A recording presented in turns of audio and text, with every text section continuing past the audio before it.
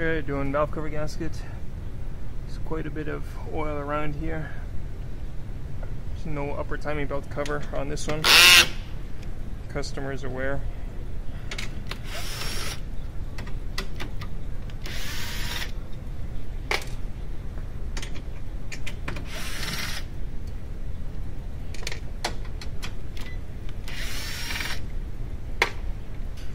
So on this one, the radiator just lifts up and onto the bumper. You can see there's a seam here, a split. On some of the ones, the grill extends all the way to over here, so you got to take this whole assembly off.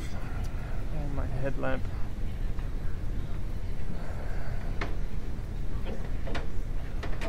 Might have just found a vehicle where the headlamp, where the light doesn't work too good. It's just a matter of wedging it. So anyway, sorry. So either the radiator lifts forward, or you got to remove the whole grill assembly first. When you pull up on the assembly, be careful. Sometimes this comes out. I've had it before where I pull like this, and there you go, see? And it would hit me in the face. So that's not good. In this case, you just grab wherever you can and carefully lift and then position it on the bumper. One side first.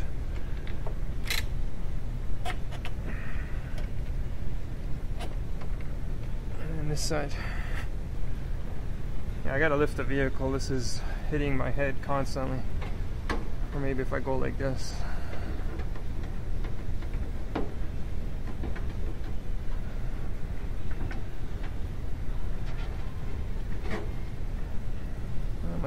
Might work better.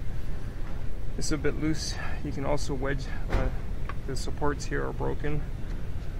I guess that explains it. This one's just hanging on.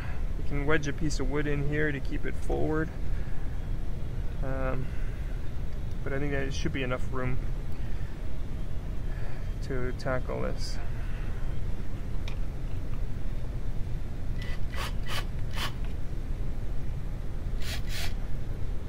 PCV hose, you can see how it's starting to pinch and collapse here.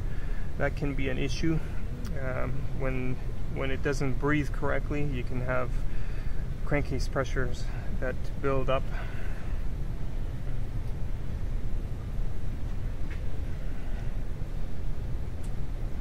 Just carefully walk the hose off. It feels really soft.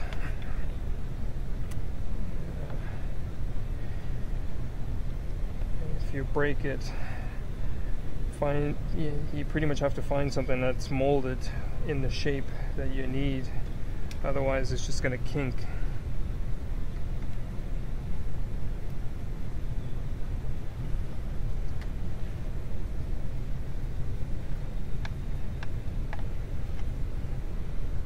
Look at the moisture coming out of there.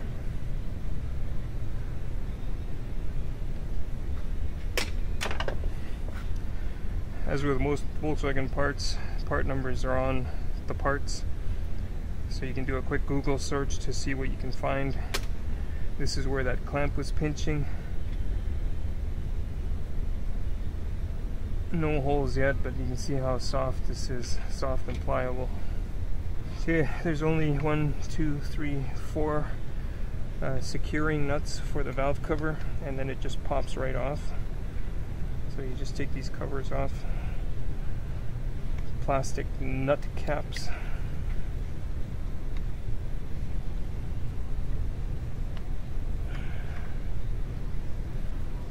One more. Now you usually shampoo the engine afterwards, but with the timing belt exposed as it is, I'm not too sure about that. And you see the tiny cracks that are starting as well on the timing belt.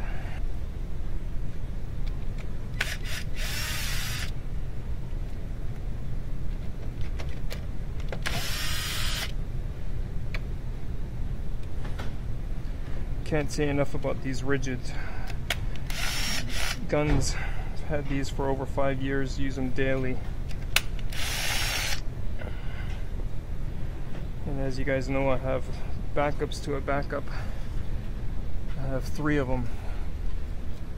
but it's not so much of a backup to a backup, it's so that I don't have to waste time swapping bits. This one's the Phillips, that's the Torx, and this one is for regular extensions. And then there's these metal washers. You can leave them in place or take them off. I just don't want to drop them. Worst case, you have to go under the car, take the belly pan off, and find it. If it falls, it's going to be on the belly pan anyways, so it shouldn't be an issue finding it.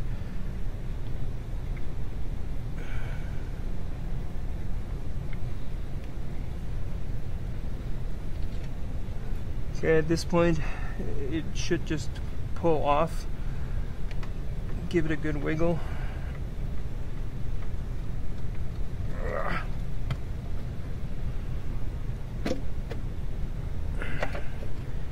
Of course, tilt the radiator a bit.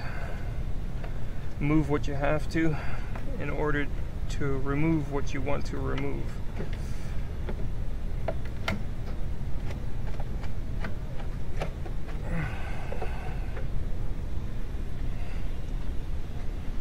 You can see here the valve cover gasket stuck to the cover, and it's just falling apart. It's all old and brittle. So that's going to need cleaning. Wash out all this gunk. Clean out the PCV breather here, the check valve, the diaphragm PCV valve. And I forgot to mention there's 4 little rubber grommets. 1, 2, 3, 4. Those are the little ones. And there's 4 big ones that sit on the top of the cover. That's 1, 2, 3, 4. So these metal washers just squish this rubber against the dome on the cover, and then the little ones squish the inside, and that's pretty much what seals those studs. Okay, now the fun part, the cleaning. Installation is in reverse of removal.